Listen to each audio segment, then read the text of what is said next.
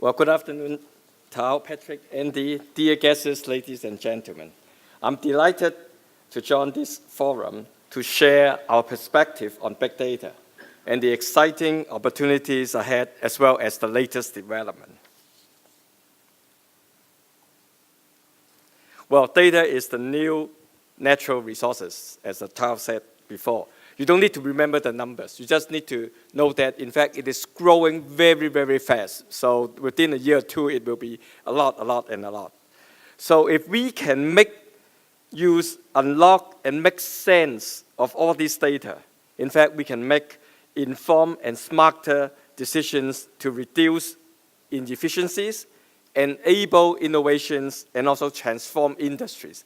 As Tao said, it may not be so clear about the division of industries anymore.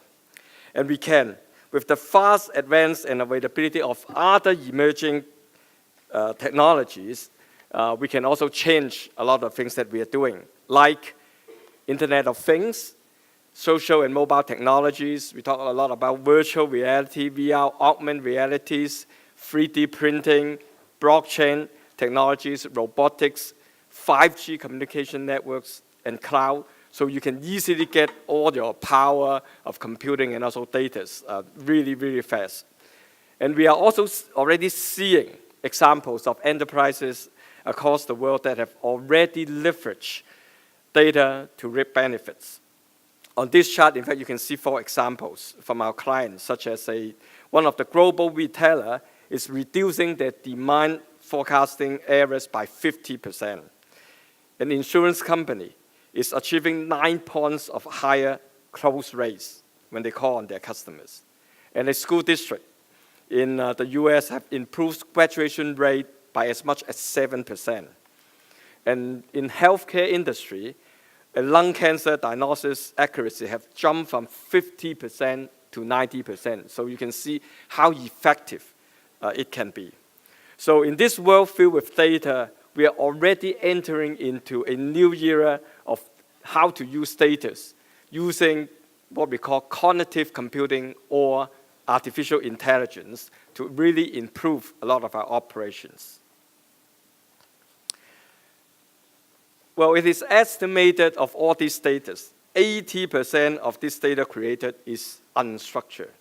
So you have all this structured data in your day-to-day operations that you gather, but then there are 80% of data that are really unstructured, like images, video, voice, music, social streams, etc., that the computer do not really understand. And this leads to the rise of cognitive computing, or more generally known as artificial intelligence, with the characteristics that they can understand unstructured data in text types or even from sensors. They can reason, form hypotheses, consider arguments, and also prioritize recommendations. They can learn. They do self-learn, they scale, and they're able to cope with the ever-increasing volume of data. And they also interact with humans in a very natural way. You can just talk to them as you talk to humans. And we have seen early adaptations of cognitive computing in healthcare, finance services, retail, and other industries. And the growth of this piece of market, cognitive AI, which reflects its adoption by the business, whereas it is now a US $32 billion global market. And it is 16 times growth over the past 4 years. And by the year 2025, it's estimated it will be a market of US dollars 2 trillion. Well, let me share with you 2 examples. The first one is a local motor company. Oli is the world's first self-driving minibus that can converse and also interact with customers, and has been running on public roads in Washington, D.C. since June. It is produced by Local Motors, a local company. It's a leading vehicle technology integrator and creator of the world's first 3D printed car. So this car is printed by 3D printing. It can be assembled very shortly and manufactured within days. And then it can be produced and then work on the road. And in collaboration with IBM, it is equipped with the IBM Watson cognitive capabilities. Passengers can ask Ollie for recommendations on local destinations, such as popular restaurants or historical sites, based on analysis of personal preferences. And these interactions with Ollie are designed to create more pleasant, comfortable, intuitive, and interactive experience for riders as they travel on Ollie. The other example, in fact, is a local startup company in Hong Kong. Dragon Creative is a Hong Kong startup engaging in commercial applications of augmented reality and leveraging its matte glaze family of small glass devices. Now it's combining with Watson cognitive capabilities with AR to develop solutions for businesses, such as traveling assistance, logistics, and inventory and customer service. The Vocational Training Council in Hong Kong is currently testing this Dragon Creative developed training simulation to help teach automobile mechanics. So these two examples are also beginning of brand new types of data and AI applications. I also recently read that Google, in fact, have used their deep learning machines to test on lip reading. They have just used the machine, they work with the Oxford University. They give this machine 5,000 hours of TV programs. And then they start doing this lip reading, and they are over 46% accuracy, versus human normally would only average about like 12, 13%. So all these, in fact, are coming. And you can imagine that there are tremendous opportunities ahead. Sky is really the limit. The three trends of research and development I would want to introduce to you here that works on the artificial intelligence that will impact new business and also will harness data and intelligence technologies to create business advantage. Three of these. The first one, in fact, is symbiotic cognitive computing. It is all about a partnership between human and machines. So for those of you who are really afraid that machines would replace human, I don't think it will. In fact, this will complement human beings. Cognitive AI systems are learning systems, so they can digest and analyze huge volume of data at a speed that is not possible by human. They reason, they make hypotheses, and make recommendations for human.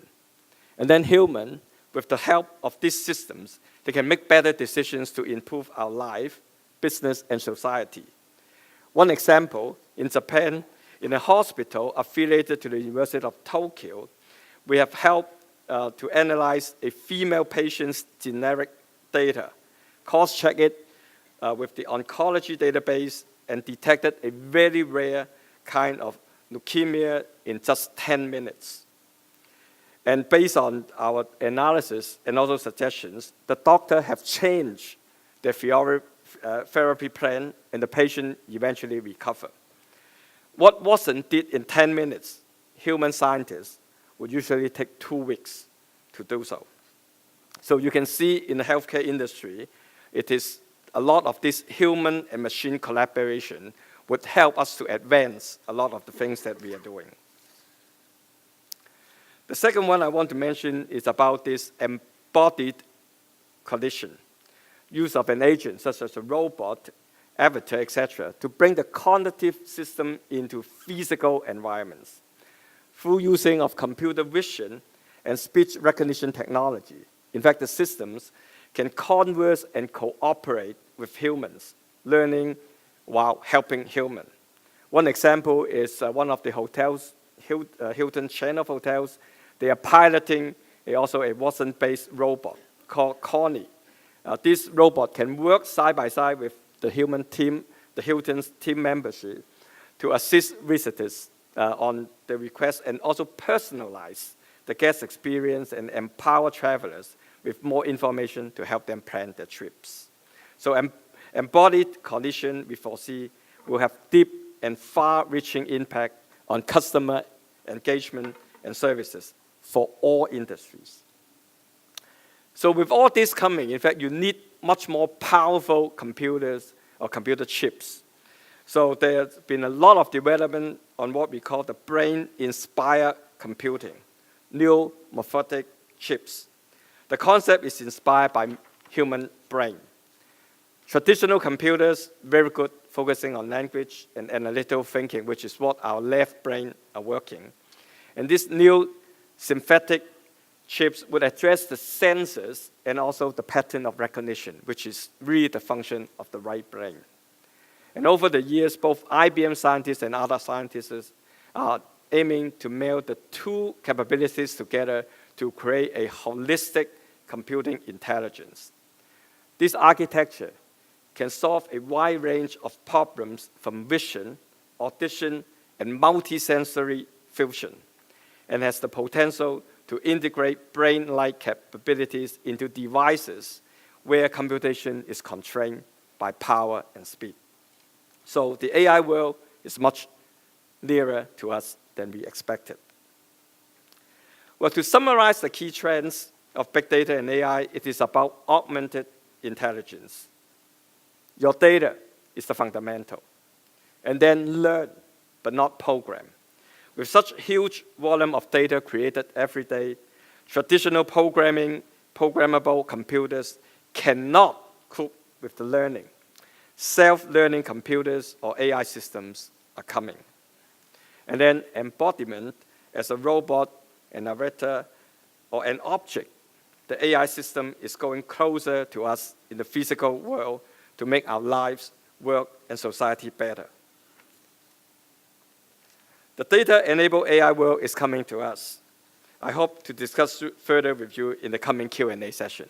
Thank you.